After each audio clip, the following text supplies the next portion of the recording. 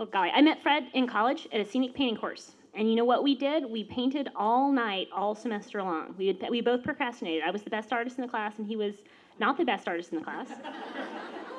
And we would have these huge fights, like every single week, about the paintings and about pop culture and media and religion. And we would throw things at each other. I mean, like throw paintbrushes at each other. I mean, it was just like all out. And after a whole semester of fighting every week with each other, we realized during the holiday break that we loved each other. And we dated and got engaged within 2 months and got married within the year. And it was just this wonderful whirlwind, passionate relationship, and it always was a passionate relationship. And for many, many years, we lived here in Washington, D.C., have 2 wonderful sons, and my husband worked multiple jobs. And there's several people in this room that were good friends with Fred that I'm so blessed and honored to have here tonight. And while we were working all these jobs, we were just like crazed. I worked 6 jobs. Well, between the 2 of us, we worked 6 jobs, and we couldn't afford health insurance for the whole family. It was just me. I was insured through the toy store, but we couldn't cover our children. We couldn't cover my husband, so we would just pay out of pocket every single time we went to the doctor, and beg for places that had upfront pricing, and not be scared of what we were going to get at the end when we had to pay these enormous bills, which we always did pay. We never welched on a single hospital debt. And so that was for years. And then he was hired by American University in the fall of September 2008. And we were so happy. And we got insurance. And we got to spend time together as a family. And I got to work less. And our kids got to be with their dad and their mom more. And it was a magical time. The only bad thing was Fred was really tired. And he went to the doctor. And they said he had hypertension. And they gave him hypertension medication. And he'd been losing weight. And then in January, he was having pretty extreme rib pain. And he went to the doctor. And gave him pain medication. He went to an ER, and the ER said that he must have broken a rib coughing. Well, he was only 38 years old, so I thought that was rather odd. But okay, that's they say that happens sometimes, so they gave more pain medication. And then if you have a ton of pain medication like he was, you know what happens next. You need laxatives. So we had to go back to the doctor and get laxatives prescribed. And honestly, he was more embarrassed about the laxatives than the pain medication. And so this cycle kept continuing of more muscle relaxants and pain medications and laxatives and no diagnosis. And then we went into February, and the pain now was in the back. He was having extreme lower back pain, and he was in so much pain that he would just lay on the couch and wouldn't want to get up other than to do work with his students, to like respond to their emails, to respond to Blackboard, to go to class and teach. And then he would come down and just lay down. And we kept going to the doctor every single week, and they just kept giving pain medication. And then on March 13th, my children and I went to a local hospital, and this hospital has blue couches. They're beautiful, and it has stained glass windows in large parts of the facility. And it's beautiful, but we sat for 3 hours in that ER, and no one helped us. And after 3 hours, somebody at Express Wound Care said, the MRI's backed up and the CT scan's backed up, so nobody's going to see you tonight, so you might as well just go home and just go see your doctor next week. And here's some more pain medication. And so we went home, and the next week I went with my husband to his medical appointment, and the nurse brought us in. They didn't even weigh him. I said, "You're not even weighing him. How do you know that he hasn't lost weight?" And they're like, "Well, we don't always weigh our patients." And I'm like, okay. And we go into the room, and the doctor said, "Well, Mr. Holliday, do you think maybe you're depressed?" I said, yeah. He's depressed because he is in excruciating pain. And I'm worried about what it is. I think it might be his kidneys. And she said, "No, it's probably protuberance of lumbar 5. Like, we have been going to you for 3 months now. I want a diagnosis. I want an MRI. And because he's claustrophobic, I want an open MRI."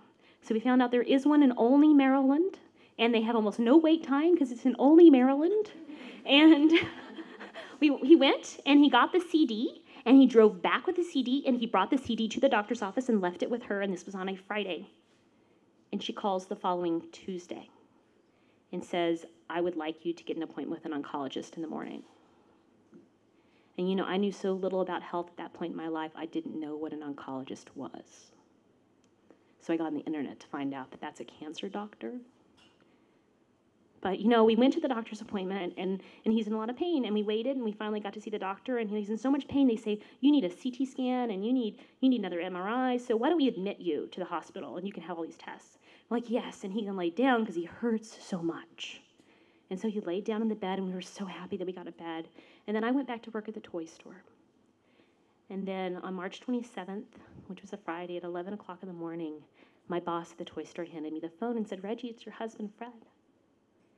And Fred's on the phone, and he says, "Reggie, the doctor was just in my room, and he says that I have tumors and growth in my abdomen and this 3-centimeter tumor in my kidney, and I don't understand what's going on, and could you please get here as soon as possible?" And, I left the toy store like that, and my boss wife drove me to the hospital. I got there within 30 minutes, and by the time I got there, the oncologist in charge of my husband's case had left town for a medical conference. And he would be gone for the next 4 days, would not be available via email, cell phone, or any way of communicating. I would go around the hospital begging people for information. Please, how far has this progressed? What exactly does he have? What's the disease? After 4 days of just waiting in a room that has no time, while you're waiting to find out how far this has gone, the on-call doctor came in, and she was fitzing around with the PCA pump and stuff. And we said, "Well, what was the test results? We had another test, the bone scan, and there was a PET scan." And she just looked at us. "You mean nobody's told you?" We're like, "No, we've been waiting. No one's told us." "Oh. Well, it's spread everywhere. It's in his bones, and it's in his lungs." So that night I got on the internet, and the internet told me that my husband had stage 4 kidney cancer, and the median survival rate wasn't very long at all. The next week, the doctor came back into town, and he went to my husband, and he said, "I understand your wife's been asking questions about your case." And he said, "Yes." And the doctor said, "Well, if little Miss A-type personality has questions, she needs to come to my office hours and ask them." And I did. And when I went to that man's office hours, he never closed the door. He never stopped taking phone calls. He talked to the nurses about the parking problem in the back lot and the fact that somebody was using the wrong parking space. He talked about Miss Rose and something's chemotherapy that would happen later that day, and did we have the transport in place. He talked about all kinds of things that had nothing to do with our case. And I asked him, "Please, I have this little book, and I need to write down things that you're saying."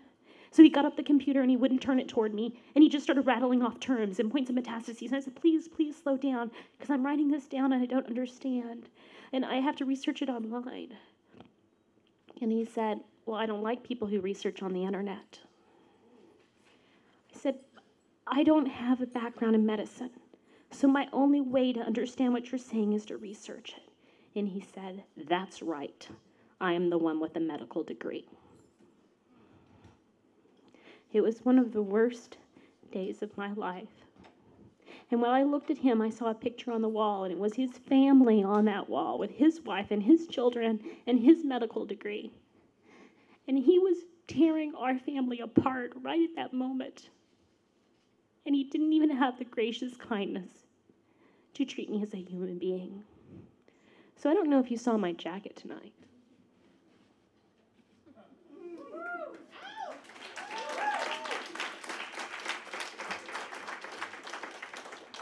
I'm little Miss A-type personality.